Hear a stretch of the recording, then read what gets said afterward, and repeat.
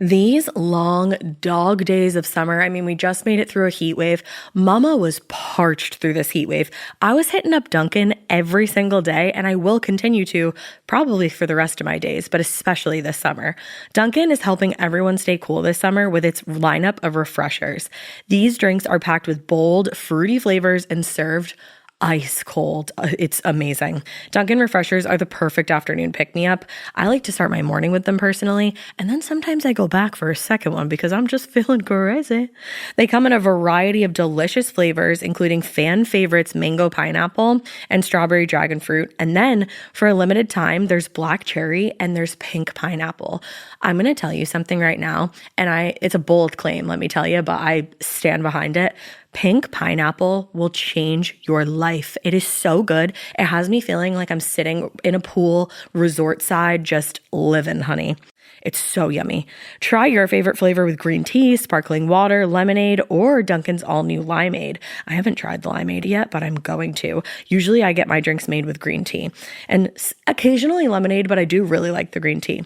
Or if you don't want to build your own, try one of Dunkin's curated refreshers like the Cherry Lime Ricky or the Ultimate Pink Daydream. The Cherry Lime Ricky, scrumptious. I could drink like 3 of these a day. They're so freaking yummy. Head to Dunkin' today and find your favorite refresher. Dunkin' refreshers contain less than 1% fruit juice. Limited time offer. When it comes to online college, Southern New Hampshire University is so good, it's scary. Listen, the facts don't lie. SNHU has degree programs that fit your goals, online classes that fit your life, and real support at every step. And if that wasn't enough, they've got some of the lowest online tuition rates in the U.S. This is an airtight case, you guys. Visit snhu.edu/morbid to get started. That's snhu.edu/morbid. Every good detective needs a partner to support them on important cases. Think of a State Farm agent like your sidekick, there to help you along the way in your search for coverage. State Farm can help you choose the coverage you need, whether it's for your home, car, boat, or even RV. With so many options, it's nice knowing you have help finding what fits for you so you can get back to solving all of life's bigger cases. Go to statefarm.com or use the award-winning app to connect with a local agent and get a quote. Like a good neighbor, State Farm is there. Hey, weirdos, I'm Ash. And I'm Elena. And this is Morbid.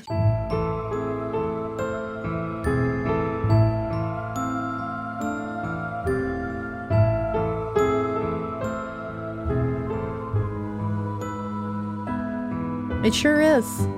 I just read something on Instagram. It says, this La Vida is getting a little too loca, if you ask me. And that's how I feel today. That's how I feel today. I feel like this La Vida is hella fucking loca. It is hella fucking loca. Bella, where you been, loca? There you go. I love it. It's my favorite thing One of the ever. best lines in cinematic history as far as I'm concerned. It's spot the lie. Spot the it. fucking lie. Spot it. Taylor Lautner came out, I don't know if it was recently, I saw it recently, and said how much he fucking hated that wig that they made him wear. That wig was nuts. iconic. Nuts. Iconic. Bonkers. I mean, the Twilight is such, hello, welcome to Morbid. Twilight is such a vibe. This is the skin of a killer, Bella. This is the skin of a killer. That's That line. sparkly. That line is one of the best lines in cinematic history. It's one of those things where it's like people can hate on it as much as they want. Yeah, you have to. Because you have to. But damn, what a moment that shit is. And what a vibe that shit. Like, I'll watch that again. The vibe is Just for the vibe. and the weather's about to be like that too.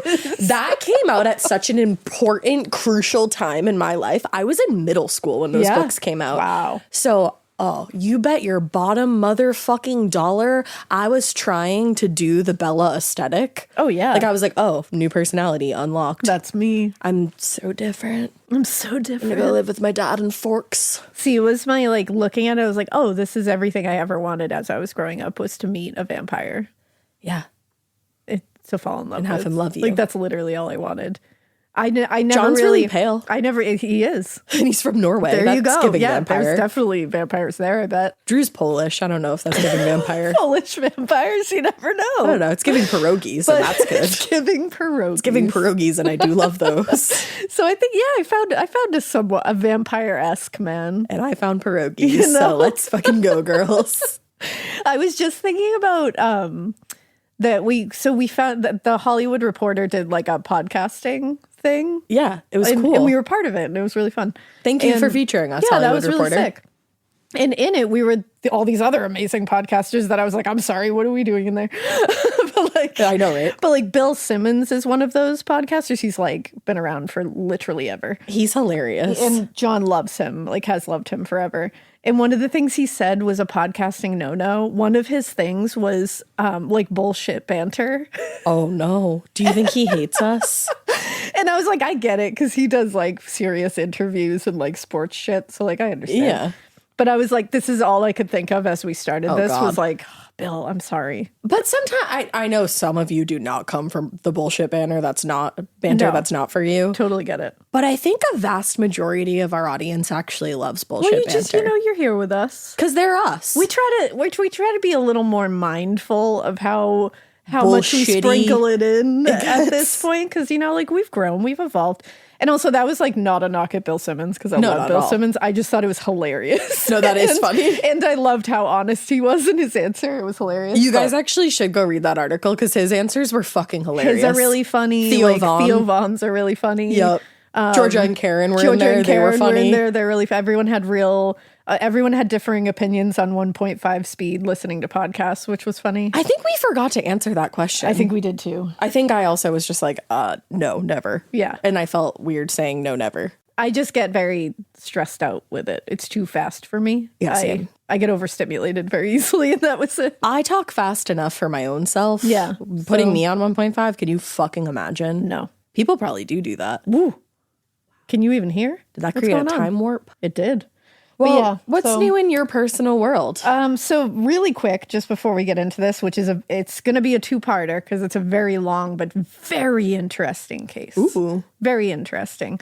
I just wanted to mention that I'm going on like a mini book tour With me. with Ash. I get to go. I'm going on a mini book tour. And there's a few dates. I think there's really only 2 that are not sold out, which like is That's really cool. wild. There's one on September 18th at 6 p.m. in New York at the Union Square Barnes & Noble. You can if you go on the Barnes & Noble site and type in events and like go to that date and that location, you can get tickets. I think there's a bunch of tickets left. I'm not positive, but that's the last update I got. I just have to say it's really fucking cool. I had a real moment last night where I was like, bitch, that's my sister. Bit. Because Sarah Jessica Parker was just at that That's Barnes pretty & Noble. cool. And I saw that and I said, and my sister got invited That's pretty too. cool. So I just wanted to say that. Thank you for that. You betcha. And I did an event for Butcher and the Wren there, and they were amazing. It was and fun. I loved doing that event. Everybody who went was amazing. It was just like a really fun experience. Yeah, it was cool. So go check and see if there's tickets left for that one. And then I think there's like only a few tickets left in Great Barrington, Massachusetts, in the Berkshires at the Berkshires. at the Book Loft, which is a really cool bookstore. It's cool, yeah. And yeah, so that's going to be fun. And, I'll keep updating you on any future book events. And there is a sweepstakes that we're doing that is a really fun one. This is cool. We're doing a sweepstakes where you can enter, and you enter by just uploading your pre-order receipt for the Butcher game. And you can, it's right in my Instagram bio, or in, you can go to thebutchergame.com. Upload your pre-order receipt for the Butcher game, and you can be entered to win like a stay at the Red Lion Inn in Stockbridge, Massachusetts. One of the coolest fucking inns ever. It's iconic and it's beautiful. It's like so historic. My Bravo fans, that's where Dorinda used to work. Yes, exactly. And it's so much fun. And then a grand prize winner is going to get, so the grand prize winner is going to get the 2-night stay at the Red Lion Inn. And that's September 27th and 28th. And they're going to get like all this other fun stuff to it.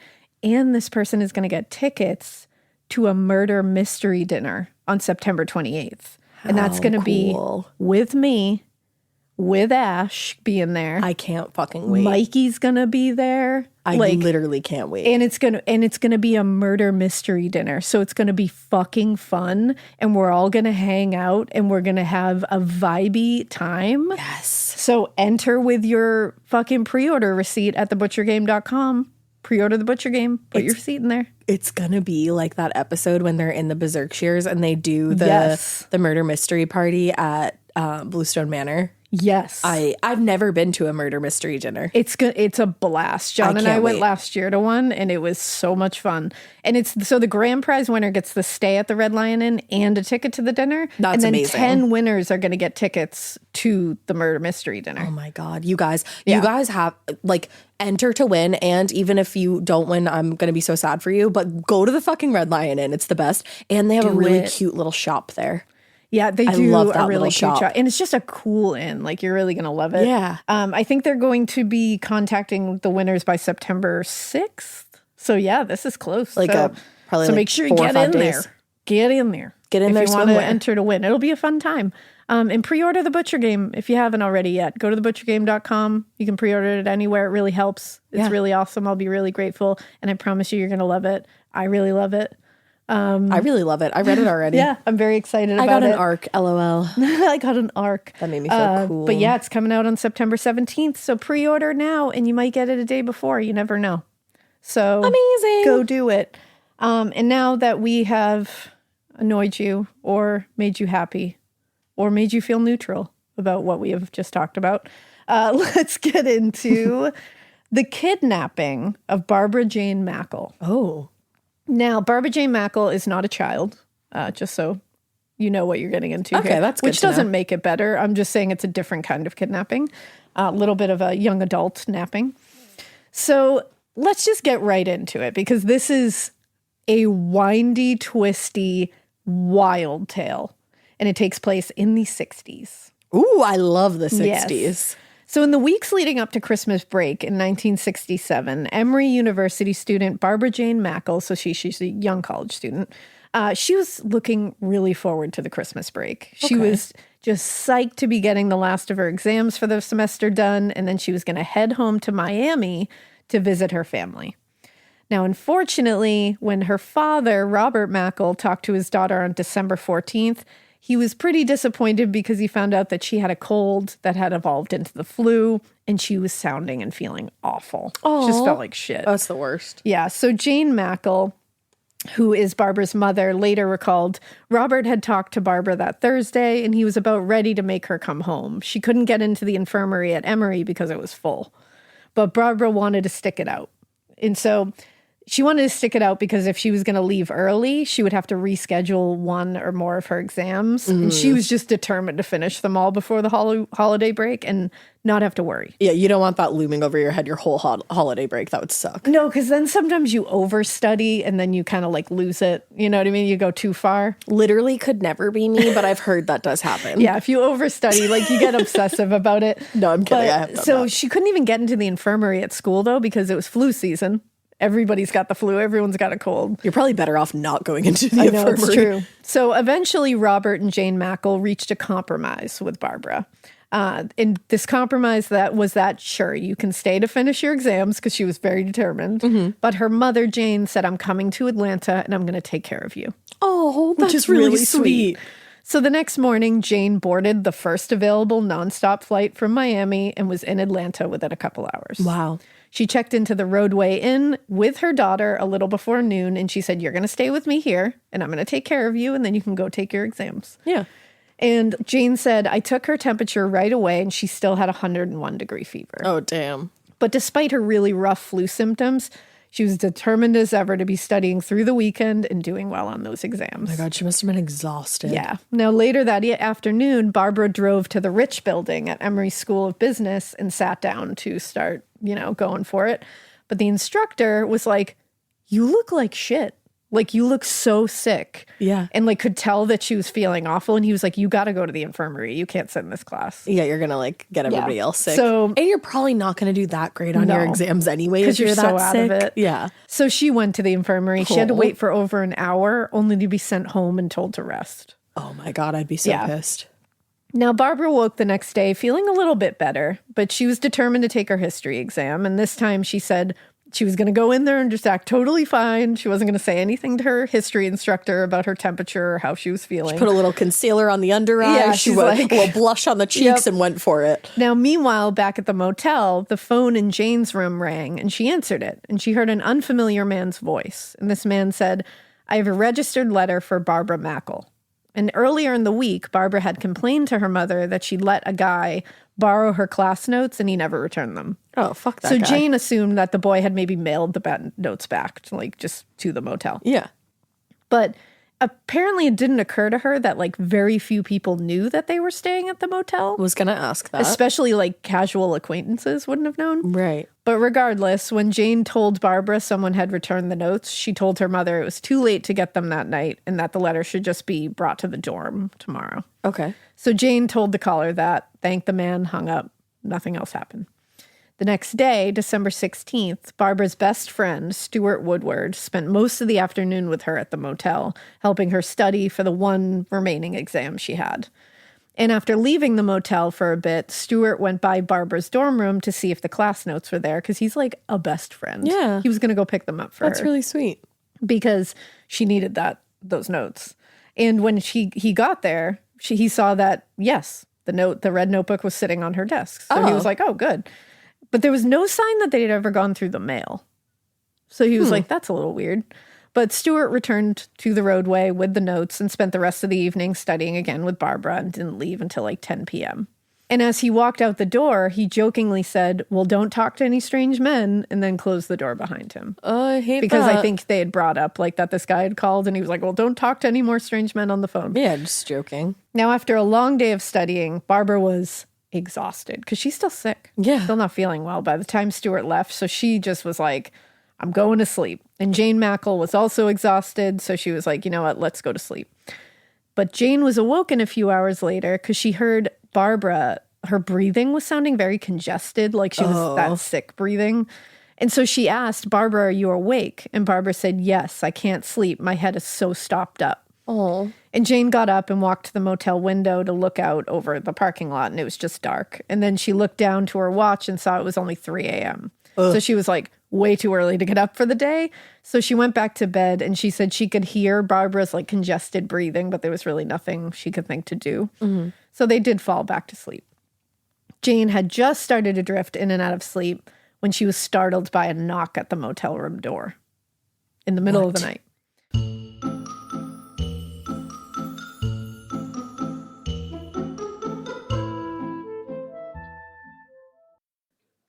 This part of the show is brought to you by Anua, the Korean skincare brand known for scientific, gentle, yet effective formulations. The latest from Anua is the Retinol Collagen Gua Sha Cream, a firming cream with a gua sha-shaped tip built right in. Have you guys heard of gua sha? It's that viral massage tool that moves fluid and tension out of your face. Less puffiness, a snatched jawline, honey, more definition in your face. Retinol firms and reduces fine lines, and collagen keeps your skin plump and structured. This cream has both of those things, arguably the most optimal combo for that snatched, lifted look all in one step. I am obsessed with the Gua Sha cream. First of all, it feels so cool to the touch. When you put that on your face, it's just like, this is lovely. It's like a little spa treatment that you can give yourself. I like to do mine at night after I get out of the shower. I rub the cream on my face with the little gua sha. I'm sculpting that jawline, honey. I got it on the cheekbones. And actually, I had a facial the other day, and the lady doing my facial, the professional, she said, "Do you use a gua sha at home?" And I said, "I do." And I said, "How did you know that?" And she said, "I didn't have those little bumps in my chin or different areas like that." So she could tell that I was using the gua sha. And I said, "Oh my God." I just feel like I wake up less puffy in the morning when I do it the night before. But you can do it whenever you want to. I, 10 out of 10, recommend this product. The Anua Gua Sha Cream value set is available at anua.com, already discounted. Use code MORBID for an extra 10% off. That's ANUA.com, code MORBID. Chilling crime cases are mysterious, but finding coverage shouldn't be. With the State Farm Personal Price Plan, you have options and can personalize your plan to help create an affordable price so you can get back to cracking all of life's bigger cases. Talk to a State Farm agent today to learn how you can choose to bundle and save with the personal price plan. Like a good neighbor, State Farm is there. Head to statefarm.com to get a quote. Prices are based on rating plans that vary by state. Coverage options are selected by the customer. Availability, amount of discounts and savings, and eligibility vary by state.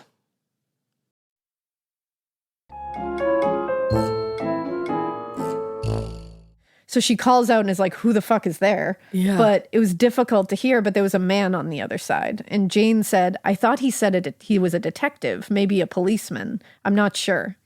And the man at the door explained, there's a young boy in a white Ford, and he's been in an accident. He's in the hospital, and he's asking for you. What? And it was late, and she had just been in and out of sleep, so it didn't occur to her that the policeman didn't seem to know the accident victim's name, just a young boy, or just didn't relay it to her. So she said, I immediately thought of Stuart Woodward. Oh, okay. He had a white car. So she was like, so she said, is his name Stuart? Through the door. And the man said, yes, it is. Oh. Now, Jane parted the curtain by the door a little and looked out. And she said she saw a man and could see that he was white, clean shaven, and he was wearing a police officer's hat with a badge on it. Uh-huh. So she was like, all right, well, this seems legit. So she started unhooking the chain that had been holding the door closed. But as she lifted up the chain, the man bashed his way with his shoulder into the room. What the literally fuck? ripping the stripping away from the frame. Oh my He God. did it so hard. Knocked Jane to the floor, and another figure appeared from behind him who was small and described as small and slender. Jane said the second intruder looked like they were maybe like a 12 or 13-year-old. They were so small. What? And their face was covered by a black ski mask. Oh, God, I hate that. Yeah. And Jane thought it was like a young boy, essentially. And the smaller intruder started tying Jane's hands and ankles. And so Jane looked over at the policeman who was still wearing the cap, the policeman, quote unquote. Quote, unquote. And she said he was chunky and he had a round face, a moon face, she later said. And she said That's a read. Yeah. And she said he spoke well and spoke softly. He didn't look like a hoodlum or anything like that. From the I love 60s, the 60s remember? of it all. Now, at first, Jane thought the two intruders came in to rob them. And so she immediately started saying, take anything you want in this room, but please do not hurt my daughter or me. Yeah. And seconds later, she said, as she's saying that, she feels a damp rag being pressed over her face. Oh. And she started getting blurred and like it was covering her eyes. Hashtag chloroform. So she said it was either chloroform or ether, but I couldn't. And she said, I could hear him saying, give her more, give her more. Oh my God. So assuming that they were going to keep pouring this substance, whatever it was, onto the rag and keep pressing it to her face until she passed out, she just pretended to fall unconscious. Fucking smart. Yeah. She really is. Like, that was some, like, queen shit. Because they could have killed her. Yeah, absolutely. Easily. So she never lost consciousness. Wow. Because she just faked it. But she said the rag on her face did prevent her from seeing much of what was happening. And she was, like, a little woozy from it. Well, so I'm sure she said, had to close her eyes anyway to pretend she's passed out. So she said, I looked up and I saw just a flickering of Barbara's nightgown going out the door between them. And after that, her daughter and the intruders were just gone and the room was just deathly quiet. And they just left And she was her just there laying tied there. up? Yep. So terrified and unable to do anything, she rolled over and started making her way towards the phone, which was knocked on the floor. She couldn't dial because her hands were behind her back. Oh, I didn't even think So of she that. started yelling into the receiver, but she's like, I didn't dial. So it didn't even go to the overnight clerk. I was like, she was hoping it would just connect maybe somehow, but it didn't. So she struggled to get to her feet and hopped towards the little kitchenette with a pair of scissors on the counter. And with her hands still being bound, she got the scissors into her hands, but then dropped them and couldn't hold on to them or get them to work in any way. So she hopped towards the door and made her way out into the parking lot and began screaming for help. Wow. And she said, I got absolutely no response. I couldn't believe that no one heard. I know they heard. Oh. And if anyone did hear her cries for help, no one moved to help her. And none of the lights went on, nothing. It's so shitty because that's such a catch-22. Like, when you're in that position, you're like, why is nobody helping? But then hearing that, you're like, I'm not going out there. But you should call the police. Call the police. Yeah. Like, come on. Your first thought should not be go out there because No. you don't know what you're going out. By no means go out there. But call the police, someone. yeah. Call the front desks. Call someone. Call and say, anybody. Literally, like, just call someone and say, I did it. I did what I needed to do, but don't just ignore it. Yeah, no, that's crazy. silly.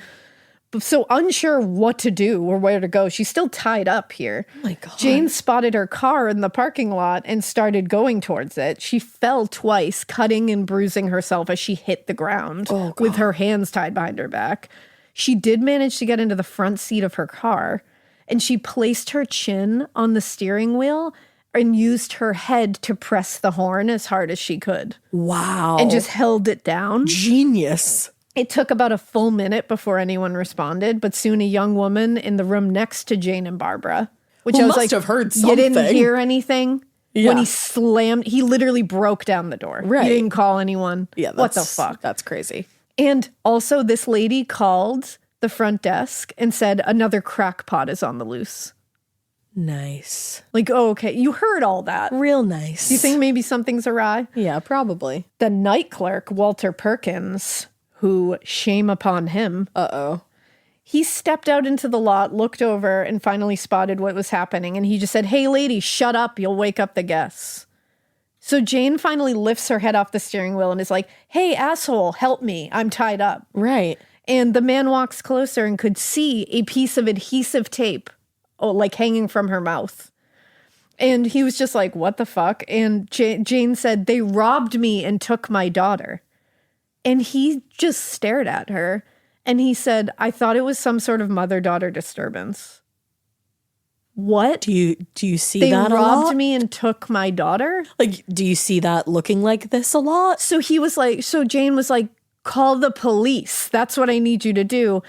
Perkins was completely unmoved by this scene. And Jane said later, he just stood there and fussed at me. He didn't do a thing. Are you fucking kidding me? Walter Perkins, get it fucking together. Like, what? Get it together. He didn't call the police at all?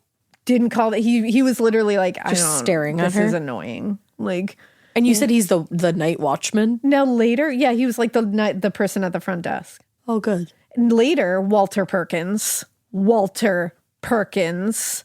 claim that he didn't want to alarm any of the other guests, so he was trying to be discreet.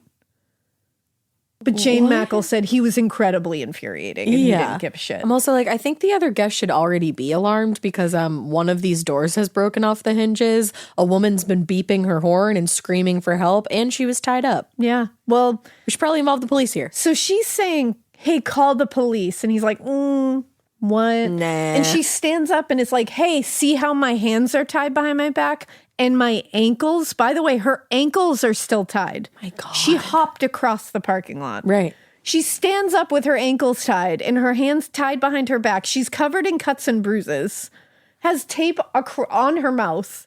A mother-daughter And she's disturbance. like, hey, can you call the police? And then she also goes, hey, also, can you get some fucking scissors and unfucking tie me? Do I need to spell everything out right now? So he did, but he ended up cutting her hands only.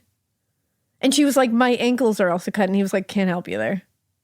What? He was like, this is weird. I don't want to do it. Why? He was so ineffective that Jane had to hop back to her own room where she was able to cut the bindings around her own ankles. What is happening here? Walter Perkins. What get is it happening fucking here? together. So then she called the county police on her own because Walter Perkins did not call the police. I hope less people stayed at that motel after this. You know what Walter Perkins did? He just walked back to the counter in the front desk and sat behind it where he started. Huh. He just sat back at the front desk. Didn't call anyone. Just like, that was weird. I can't understand. Shame on your name. I just can't Shame on your understand why what? I don't understand him. So when Jane saw the intruders leaving with her daughter Barbara, she immediately imagined that they had robbed her before they had left, and now they were probably planning to sexually assault or kill Barbara. That's all she could think of. Of course. But when she entered the room after getting, herself free, she realized her purse was still on the table and hadn't been touched. And in fact, everything was exactly as it had been before they were attacked. The only thing missing was Barbara. And she said, when I realized they hadn't robbed us, I knew they were after Barbara. Which must have been Horrifying. horrific. Now, DeKalb County officers Walter Bayer and S.L. Baumgrass were first to arrive at the roadway inn. they found Jane Mackle waiting outside the door of her room. And when the call came in on the radio for a signal 77, both of them recognized that as a kidnapping code. And it was uncommon in DeKalb County, so they rushed to the motel. They were very worried. Within minutes of placing the call, they were already there. Like, it was quick. Officer Bayer recalled she was terribly upset and terribly disturbed. And he said it was difficult to understand what Jane was actually trying to tell them, but they just knew that she had reported a kidnapping. And Bayer said, I thought it was some sort of sexual abduction. After all, in the moment, neither officer knew Jane or Barbara Mackle, and their instincts told them, why would a man and a teenage boy kidnap a young woman? Right. There's really only one reason, and it's horrible that they could think of. Yep. So like Walter Perkins, though, the roadway night clerk, Jane was immediately frustrated with these responding officers as well. Another shitty Walter. They weren't really taking her seriously. She said, I tried to tell them Barbara was a co-ed at Emory and a very nice girl.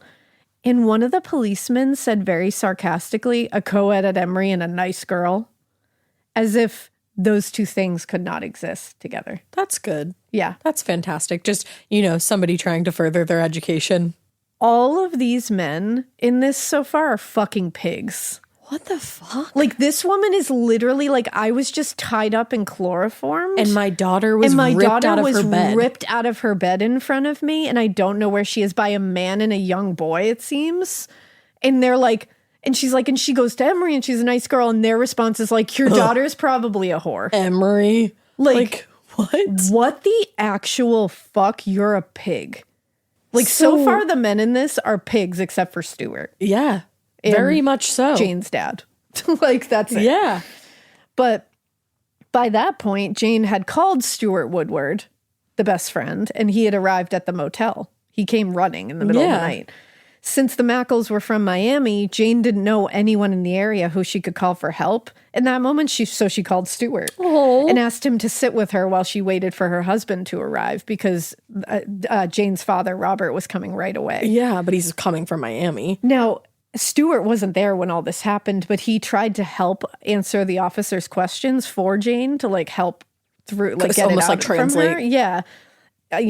Who knows if they trusted his answers any more than hers, but the officers were eyeing Stuart a little bit, pretty suspiciously. And Jane kept saying, he's just a friend, but they listed him as Barbara's boyfriend.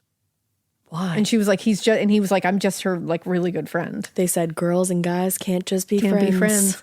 Stuart explained that the previous day, he had actually noticed a white male driving a late model blue car hanging around the Emory campus and staring at him. Oh. And he said it was just a few hours before Barbara was taken. That's spooky. But he said when he approached the man to find out what the fuck he wanted, they sped away. Other than that piece of information, they really didn't have anything else. That's weird. Yeah. So the two responding officers took Jane's statement and wrote it up more or less as she described it to them. But again, very little evidence at the scene. And a short time later, plainclothes detectives arrived at the motel, but it didn't really help at all either. There was nothing there. To Detective Mac Dover, Jane appeared, what he said, appeared mentally ill and could have passed for drunk. Well, her daughter was just ripped out of her fucking bed at 3 a.m., so... This detective described her as, when I first saw her, she appeared looped. Looped? Like loopy? Looped, like loopy. She had just been chloroformed. Is anyone taking that into consideration? She appears drunk. She might have just huffed ether. So, what is wrong with there's a very these real people? Possibility that she is fucked up, not of her own volition. Is everyone all right? It feels like they're judging her because she's at a motel. Yeah. And it's I'm sorry that she came here to take care of her sick child. Yeah. What the fuck? But it's they're not taking her seriously at all. No. Now, before long, however, though, he realized Jane was panicked and appeared to be in pain from the assault and also under the influence of whatever the fuck they had just suffocated her with a rag. Still, both Jane and Stuart felt that the newly arrived detectives were just as suspicious of their story as the initial officers were. And it's like they all were treating them like they did something wrong. And that remained the case until Robert Mackle arrived from Miami a few hours later. That's good. As soon as the man appears, we're good. That's very 60s. Now, since the kidnapping of the Lindbergh baby in 1932, kidnapping had been a federal crime in the United States, which would make it the jurisdiction of the FBI. Okay. Also, we probably need them instead. Probably do. Yeah. Probably do. In addition to being an incredibly wealthy real estate developer in Florida, Robert Mackle also moved in some pretty powerful political circles. Oh. Yeah. And had made, because I know you were probably wondering, like, what the fuck is going on here? This is a very well-known, like, a powerful family. Okay. He had also made a number of valuable contacts and close relationships through this, including a friendship with FBI Director J. Edgar Hoover. Shut the fuck up. Yeah. Holy shit. Robert Mackle was not fucking around. I'm surprised I haven't heard of this.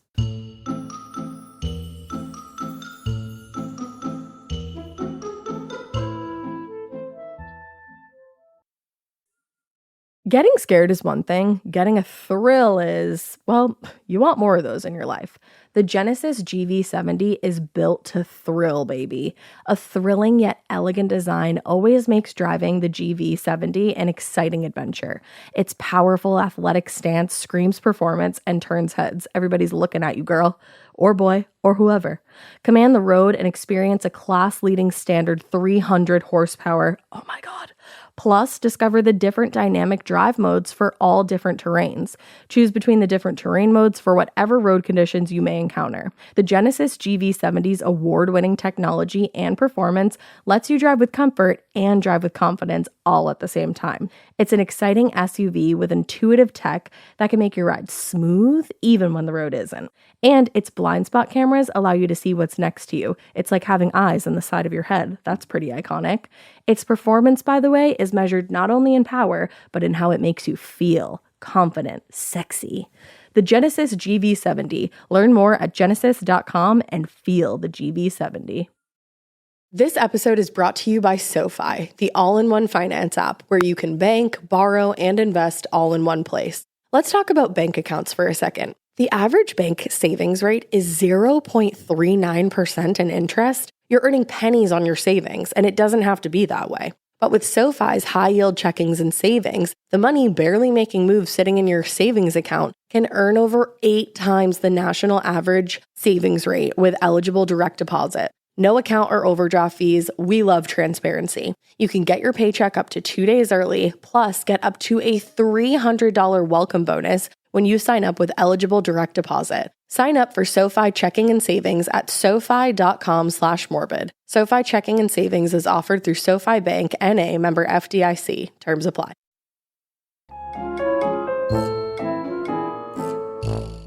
So when he learned of what had happened here that night, Robert, the father, immediately placed a call to Hoover's office directly, and the case was given the highest priority, taking it completely out of the hands of the local police right away. Can you imagine those fuckwads when he stepped on the scene and was like, yeah, get the fuck out. I'm going to call J. coming. Edgar Hoover. Yeah. Bye. You pieces of shit Also, who are just ignoring this. I would have, if I had connections, the way that I would get them ripped off the fucking force immediately. Roading. Like, what the fuck are you doing? And so he got immediately ripped right out of the hands of those local asshole police officers. Peace out, poop heads. And was just placed delicately into the hands of the nation's most powerful law enforcement agency. Just like, excuse me, I'll take that. Now, as he drove north towards Atlanta, Robert said he just was fixated on his daughter and what she was going through, what could be happening at this moment. He said, I kept thinking, I'll wake up. This has to be a nightmare. Oh. And he said he just couldn't stop thinking about it. And he said this was before the idea that this could be a kidnap for ransom. Mm-hmm. He just was thinking she was kidnapped to do awful shit to her and kill her. And although it had become far less common, the whole kidnapping for ransom thing, than it had been in the past, they still did happen, especially for like ransom, other material or political gains. They happened. And given his wealth and social status and like how he was in political socials and circles, I don't know why I said social circles. He was a far more likely candidate for that. So sounds like it. Yeah. While Robert made his way to be with his wife in Georgia, several family members and friends waited for any word at the Mackle house. They all came to help back in Miami. And that included Robert's business partner, William O'Dowd Jr. O'Dowd had been posted by the phone just consistently. He would not leave, which I was like, what a good business That's partner. a really good friend. As soon as Robert left, he just took his place.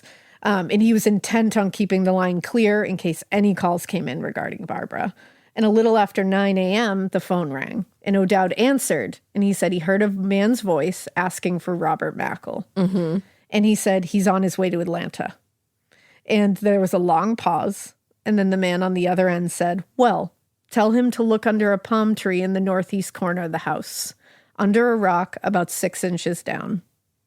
Okay. So to O'Dowd, this was very confusing and strange because he didn't know any of the details of what was happening. He just knew something bad happened. They didn't know where Barbara was, and he had to leave. So he just like came with very little information. It was just like, I'm here. I'll just be here for whatever. And they're telling him to go look under this palm tree? They said tell Robert to do that.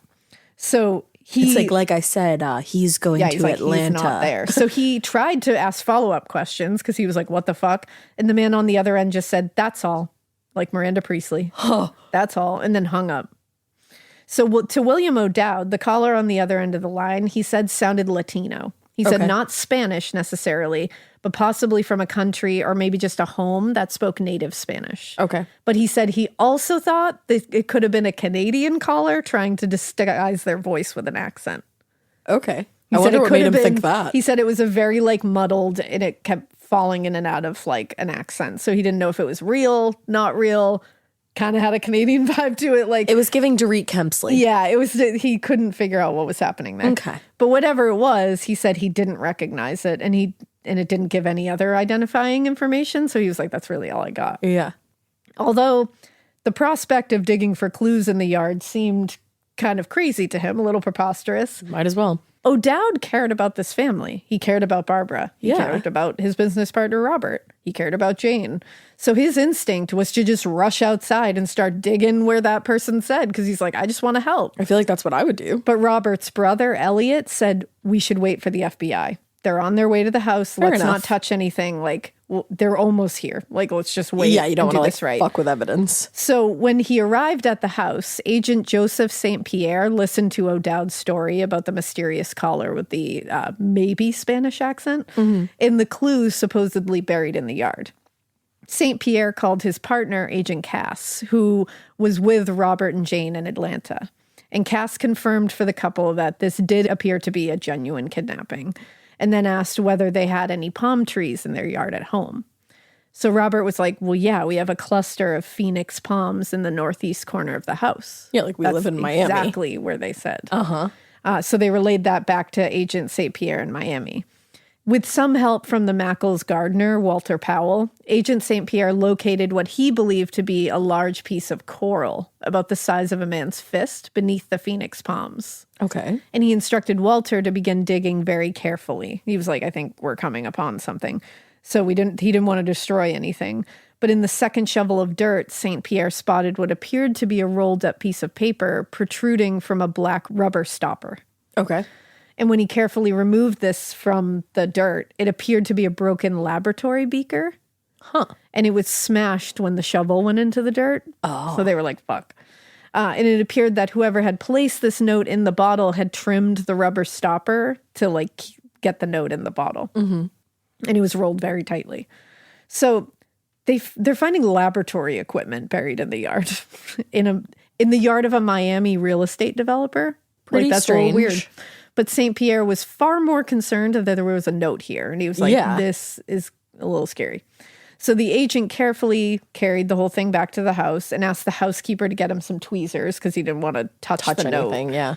Yeah. So she did that. And once they pulled it out of the bottle and unfurled it, they realized that this was very real and very fucking scary and very dark. A ransom note? So the note said, Robert Mackle, Sir, your daughter has been kidnapped by us, and we now hold her for ransom. She is quite safe, if somewhat uncomfortable. We offer no proof of our possession of her at this time. It will arrive by mail in a few days. Barbara is presently alive inside a small capsule buried in a remote piece of soil. What the fuck? She has enough food and water and air to last 7 days. At the end of the 7 days, the life-supporting batteries will be discharged and her air supply will be cut off. The box is waterproof and very strong, fiberglass reinforced plywood. She has little chance of escaping. The box is in an unusual and lonely place. She has no chance of being accidentally stumbled upon. What Yes. in the actual fuck? This young woman is in a fiberglass and plywood coffin in the middle Buried. of the forest somewhere. Buried in the ground. The fuck? The 3-page note, which is a very long note, was very detailed, and it went on to demand $500,000, which in 2024 is $4.5 million. Oh my God. And they demanded it in recently issued $20 bills, and no more than 10 notes may have consecutive serial numbers. The kidnappers also claimed each bill would undergo, quote, a minimum of 8 hours of intense examination before they revealed where Barbara was. They also noted that the money should occupy, quote, no more than 4,000 cubic inches and therefore should be delivered in a standard suitcase that is 31.5 inches long by 18.75 inches high by 6.25 inches deep.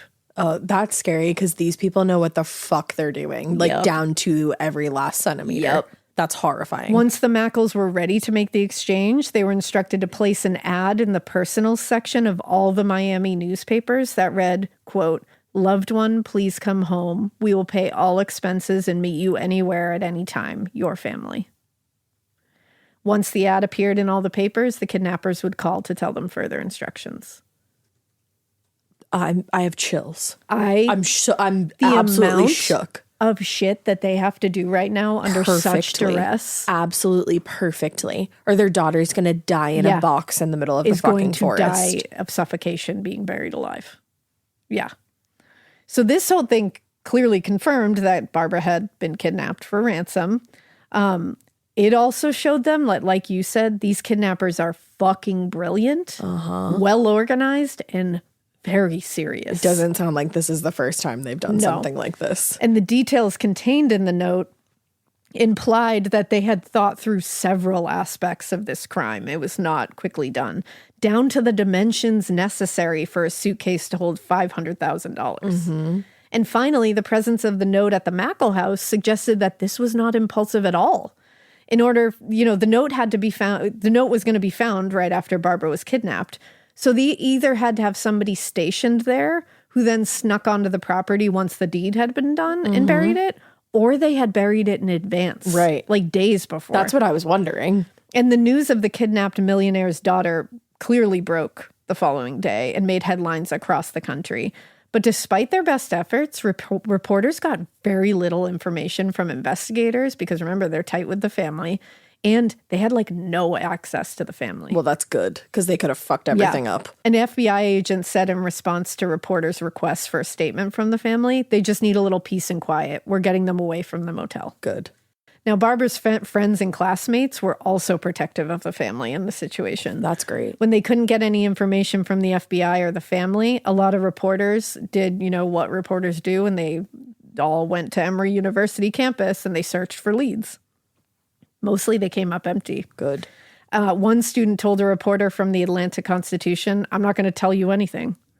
Just fuck off. Vibes. And Barbara's roommate, Ramsey Owens, was also like, no, What I'm a not telling you fantastic shit. name. Ramsey Owens. Love that. They said, I've talked to the FBI and I feel like anything that can help has been said and done. I haven't been at Emory since Saturday and I don't know anything up to the minute. Good. So they were just like, leave us alone. Zip. The FBI's got it. Nobody's yapping. Those who were willing to talk to the press avoided specific questions about the case and instead just talked about what a great person Barbara was, that she was very warm, very friendly, and they would see her again. That's it. They would not talk about the case. They wouldn't talk about that family other than to say, we love that family. Good. So it sounds like this family also It's had like a lot of people who really cared for them. Yeah.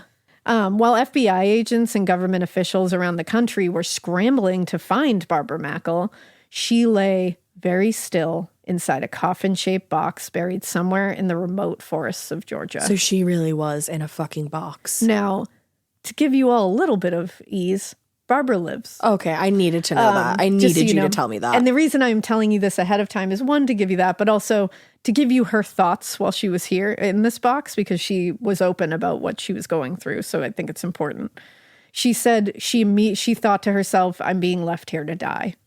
And she said, this is it. This is the end. And what the vessels had put her in, the one that was referenced in the ransom letter, was little more than a reinforced plywood box with 2 pipes leading out of the lid, presumably to the surface above. She had no idea where she was. She didn't know how deeply she had been buried. In fact, she only knew what her kidnappers had told her. She had food and water and air for 7 days. And if her father paid the ransom, she would be set free. Oh my God. And she said the kidnappers had left a small amount of food within her reach, which I was like, you're laying down though, and you have to eat. Yeah. And she was able to access the water bottle at the bottom of the box through a long straw. Wow. And later, after she had been rescued, Barbara would learn her captors had drugged her water to make her sluggish and docile. Uh-huh. Which is really fucked up. And the only other things in the box were an exhaust fan supplying her air and a single light. And the electrical supply to both the light and the fan were connected, so when one was on, the other one would go off. This is like unfathomable. It's Who like the Saw. fuck comes up It with literally this? feels Yeah, like it Saw. is. And she's laying there fucking panicking. And she said at first, like after pretty much right away, she said, I had really dark thoughts and I was just like, I can't do this. I mean, yeah. And she said, instead of waiting a week for this to happen, why not just turn off the fan? Like, she's like, should I just turn off the fan and let it happen? Why should I go through this for a week? Because also you're probably sitting there wondering, are they actually telling me the truth? Are they going after my dad for ransom, or are they just fucking with him? And are they going to get the ransom then just leave me here? Like, are they just going to do it for the hell of it? But she wasn't a defeatist. And she was like, she's a strong lady. So she was like, I just could not allow myself to give up in that moment, even though like, I'm sure that's all she wanted to do. I can't fathom that. No. She said, as I lay there, I began to think about the kidnappers. I kept thinking of him, not her. Look, I said if he was going to let me die, he wouldn't have gone to all this trouble. If he wanted me to die, he would have just killed me, right? Yeah. And remember, she just said, I kept thinking of him, not her. So is the little one a girl? Maybe. So what she's thinking is true, too. Like, if her kidnappers had gone to such incredible lengths to arrange this super elaborate crime, it did stand to reason that they, like, maybe had intentions of returning her once they got the money. Mm-hmm. Like, there's always that chance, obviously, that they're just going to run away into the wild blue yonder after they get their money. Yeah, of course. But, like, they did go through... Because I think her thought finally went to, like, they would have just buried me with no air and nothing and just been like, yep, she's under there with no air. Like, they didn't give any evidence to the family that she was alive, so they didn't have to give her all this if they didn't plan on releasing her after a week. Yeah. You know, they at least had intentions of trying. That's it. I mean, the long straw, the food, the light, seems like that's a lot. And it's like, but then I'm sure she's going dark and sitting there thinking, but are they just torturing me for a week? Yeah. And letting me think that and making me go through this for a week before I die. Right. Like, this is torture. My God, I can't imagine.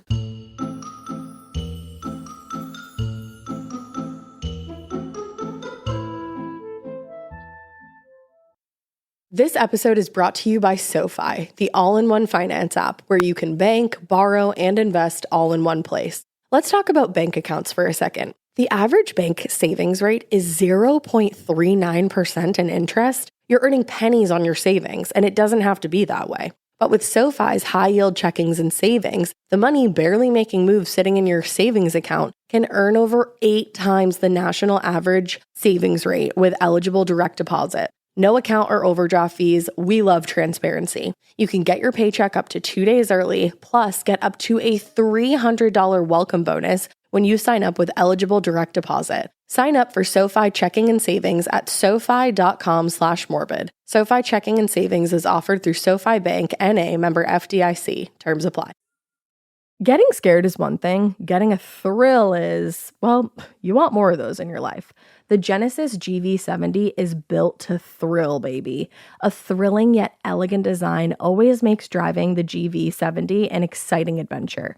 Its powerful athletic stance screams performance and turns heads. Everybody's looking at you, girl, or boy, or whoever. Command the road and experience a class-leading standard 300 horsepower. Oh my God. Plus, discover the different dynamic drive modes for all different terrains.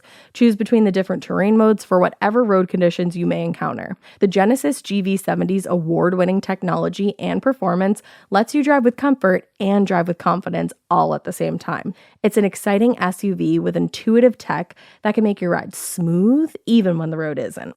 And its blind spot cameras allow you to see what's next to you. It's like having eyes on the side of your head. That's pretty iconic. Its performance, by the way, is measured not only in power, but in how it makes you feel confident, sexy. The Genesis GV70. Learn more at genesis.com and feel the GV70.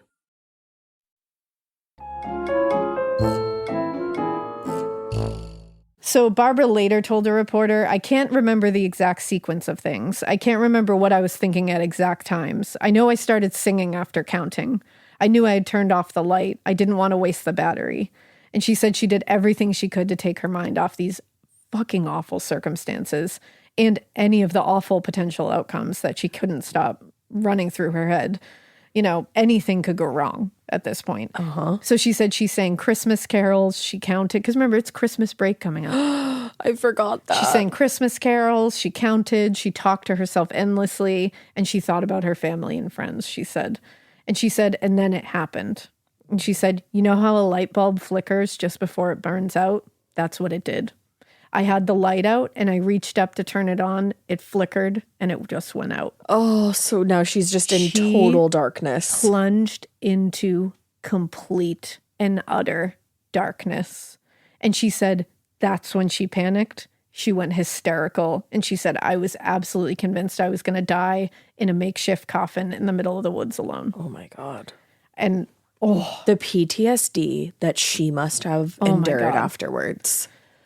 Now, it took about a day for Robert Mackle to get this money together. Because remember, in today's money, it's $4.5 million. It's a lot of fucking money. And it's money. So specific. They Very can't specific. Be the serial numbers and everything. Numbers, it has to be in new 20s. Mm-hmm. But by the night of December 18th, he had collected all the $500,000 in cash as requested, and he loaded the stacked bills into the suitcase. Now, because there was such a tight timeline here, they had a lot of difficulty finding a specific suitcase that matched those dimensions. Mm-hmm. But eventually, it was Robert's employee, Billy Vessels, who found one that fit the entire amount. Wow, he must have gotten fucking promoted after that. His like business people are all like coming together to help this. It makes you really think that these are good fucking people. Yeah. So Billy Vessels said, to me, it was fantastic the way the money fit. I don't think they could have put in one other bill. It was so damn heavy, I couldn't believe. Wow. So they had measured it down to the last bill. Wow. And with the money ready to go, an ad was placed in the personal sections, exactly how they told them, and the Mackles could just wait. And with each hour that passed without word, they started wondering whether they would ever hear from anybody again or whether they'd ever see their daughter again. Yeah. Vessels, the employee, said it was high noon waiting for the damn telephone. We were rendered completely helpless.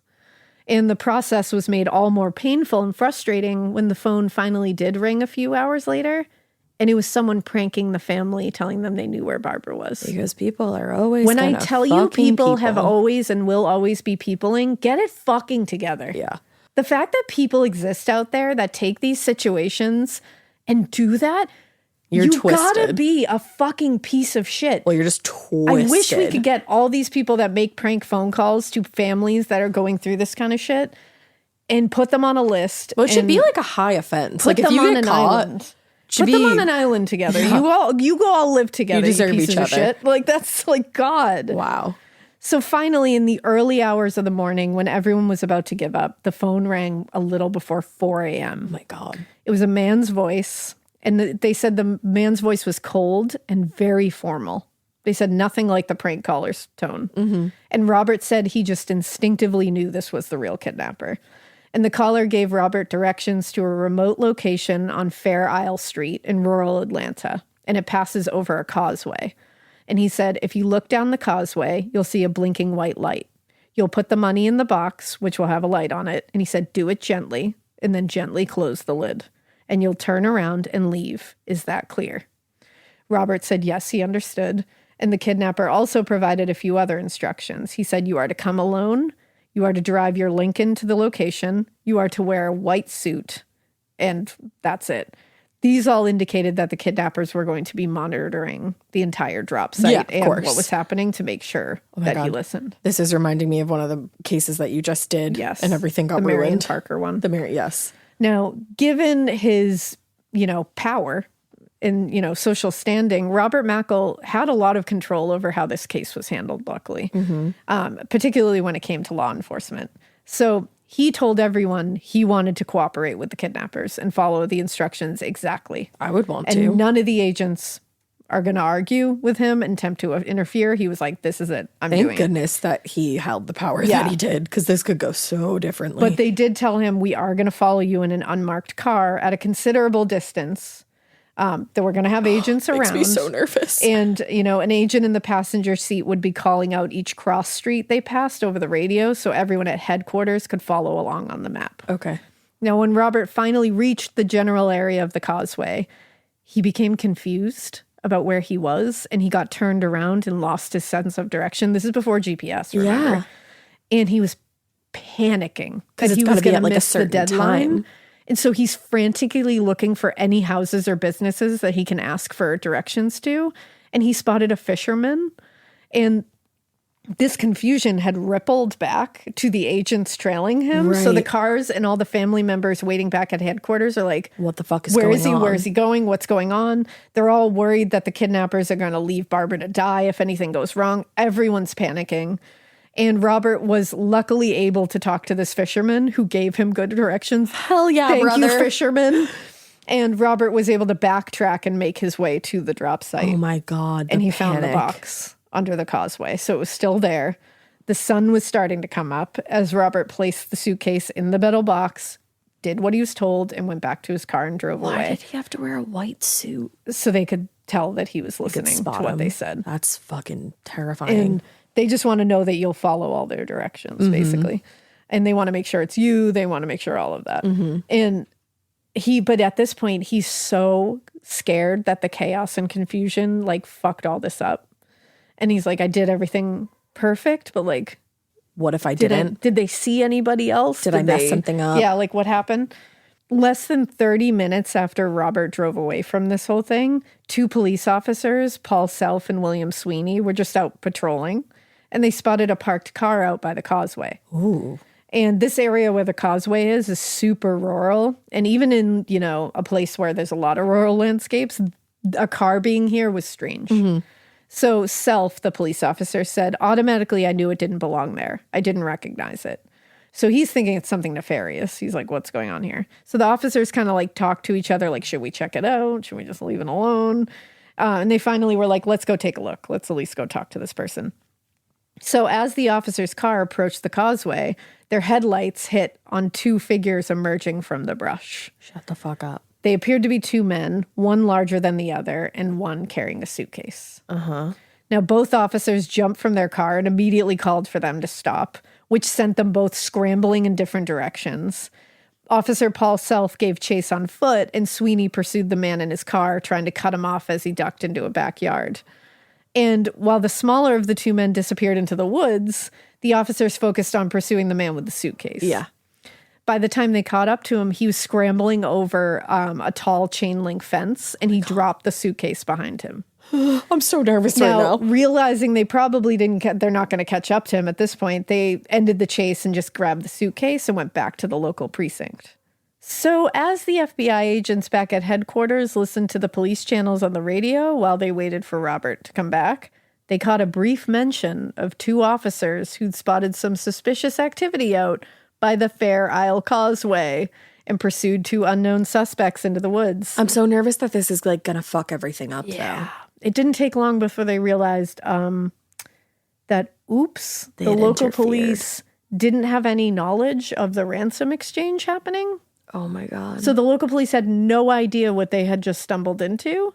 And so they had inadvertently botched the ransom drop. Why did I know that why do ransom drops just never go to plan? Yeah. In a statement later that day, Police Chief Charles Price said, "There has been no coordination between us and the family or others." So that meant that FBI never informed them of the ransom drop. The local authorities had no idea, and they said if we had known, we wouldn't have interfered. That was an But oversight. since they had not been aware of any of the situation, the two officers had no idea what they were walking into and just thought they were stopping a prowler. Doing their job. And when he learned of what had occurred, Robert Mackle was absolutely devastated. Of course he was. And he was absolutely certain he wasn't getting his daughter back. He was like, we God. fucked it up. While the FBI refused to make any statement on the botched ransom drop, they did release a statement on Robert's behalf, indicating to the kidnappers that what had happened was in no way the fault of the Mackle family. Robert was quoted as saying, "It was my desire and wish that everybody leave it alone. I want to do business with them. Please do not harm her." Now, the press release was broadcast all day and night on local television and radio stations, hoping the kidnappers would hear it and contact the Mackles. Later that evening, they did. Robert Mackle received another call from the kidnapper, who agreed to give him one final chance to save their daughter. Damn. Well, because they want their money. They want the money. So he's told to take the money to the remote location again. So now he's got to take a whole nother set of that money. Well, now they have the suitcase. Oh, because the police got it? Okay. So he was told to take the money to another remote location on the outskirts of where they were. And this time, he was supposed to come alone. So not wanting to botch the exchange a second time, the FBI informed the local authorities of the upcoming exchange this time. They were like, this is happening, and all parties agreed we will not interfere. And this time, everything went as planned. Thank goodness. Now, while the local police interference had foiled the plans for one smooth exchange, it wasn't all bad that had happened, because in their pursuit of the suspicious individuals on the causeway, Officers Self and Sweeney discovered a Volvo station wagon with Massachusetts plates that they believed belonged to the two men they pursued into the woods. I hate that it's Massachusetts in this case. I know, I'm like, damn. Yikes. Inside the car, they found rope, tape, a ski mask, believed to have been worn by the smaller person during the abduction, and more importantly, a key to Jane and Barbara's room at the Roadway Inn. How did they get a key? I don't. Oh, was it on Barbara possibly? They must have taken it. Okay. They also found other less incriminating evidence, including a woman's blonde wig, several road maps, miscellaneous camera equipment, and rolls of film. What? At the scene, they also discovered a boat registered to Dr. Robert Hurley, which they believe the kidnappers used to reach the pickup location. Okay. Now, when the agents ran the plates on the Volvo, they learned that the car belonged to a man named George Gary Deacon, a resident of Massachusetts, with no known criminal record and barely any evidence of any public existence whatsoever. That's weird. That's suspicious. Inside the Volvo, they also found a stack of Polaroid photos depicting who they believed to be the kidnapper, George Deacon. It was, they were very provocative photos with an unknown young woman. Wait, they were just like pics of the kidnapper? Yeah.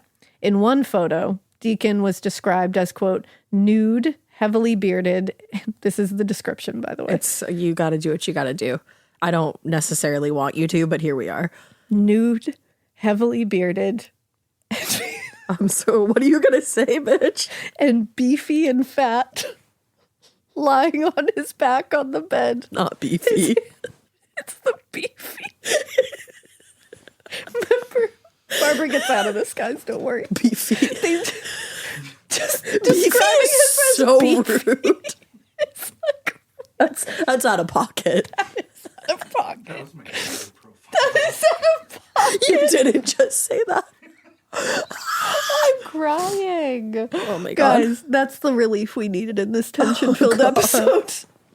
It's the beefy. It's the beefy. It's the beefy for me. Sometimes I'm feeling beefy. You know what I mean? It's beefy. I wish they wrote. I wish reckless. instead they could have said thick with 2 C's. But they said beefy. I mean, this guy seems like an asshole, so. Yeah. And also, just to be clear, this other person in the photo is not Barbara. So don't worry. This is not that situation. And they're describing George as, they're with describing those adjectives. George Deacon. Those quote-unquote adjectives. Yeah, and in another photo, Deacon is nude except for a police cap on his head. Remember the kidnapper had the police cap? Yeah. And he's holding a telephone as though he's about to make a call. And the other photos are of the young woman in various states of undress, posing provocatively. What the fuck are they up to here? Who knows? Just having a good time. Now, when the agents get to the 5th photo in the set, Oh, no. there's suddenly evidence that this is definitely their kidnapper. Because it's Barbara. The 5th photo is of Barbara Mackle laying on her back on the ground. She is dressed. And she has a sign reading kidnapped placed under her chin. Oh, my God. In the photo, Barbara's eyes are open. Her mouth is like a little open, and she doesn't look like it's a strange look on her face. Can you look it up? You can look it up. Okay, I'm going to look. And she's remember, probably fucking she is terrified. alive in this photo, but when they saw this photo, and I understand why they thought this. Did they think she was was thought dead? she might be dead in the photo. Oh, God. Just because of the look on her face. The photo set contains 7 photos in total, but the agents knew and this is very interesting and like smart of them. The agents knew that the Polaroid cartridge that they used produced 8 photos in total. So based on that, they presumed that there was one missing photo, and that photo was likely of Barbara, and that was probably the proof of existence that the ransom letter had referred to, that they said they would send to the Mackles later. Okay. But the Mackles had not received it yet. Oh, wow. I can see why they thought. Right? She does have a look on her face that could be looked at as chilling. she's not with us. Because she's not smiling, but she's not. she's not smiling. Yeah. Like, she's definitely not happy. That's not what I'm saying.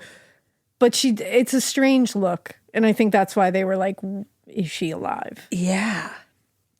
Now. Oh, my God. This is fucking chilling. So they assume that this final photo is the one that was being sent to the Mackles, but they hadn't received it yet. So they found all these photos. They now have a name, George Deacon.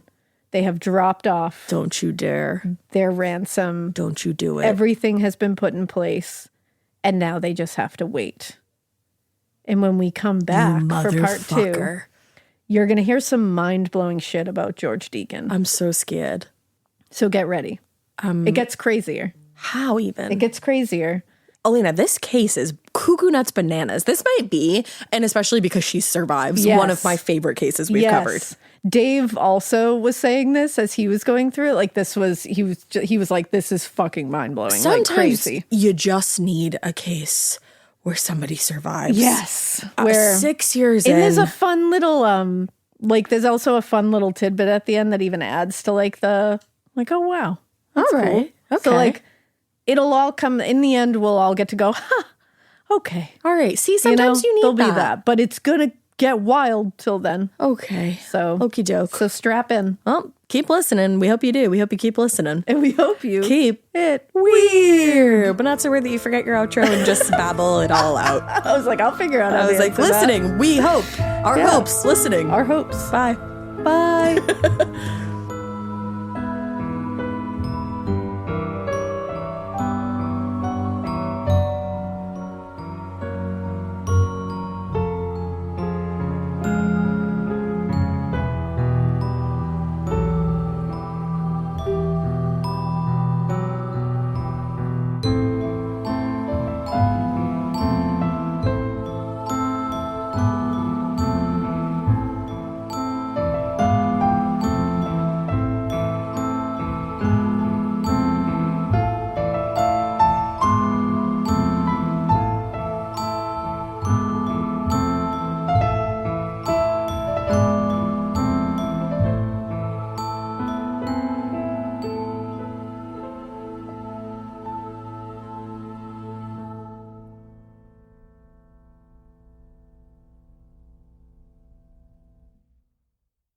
That refresh you've been putting off until the right deal came along? It's here! Wayfair's Black Friday and July sale is happening now, so you can finally get the style you've been waiting for less. Get up to 80% off area rugs and up to 60% off outdoor and bedroom furniture. Shop Wayfair's huge selection of styles and find the piece to fit your style, budget, and space. Plus, free shipping. Black Friday in July ends July 27th.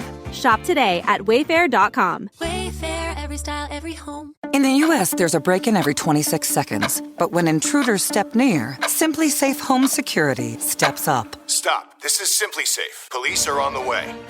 Using AI alerts, U.S.-based live agents help deter break-ins. Simply Safe, no long-term contracts. Save 50% on your new system with professional monitoring at simplysafe.com/SXM or with promo code SXM.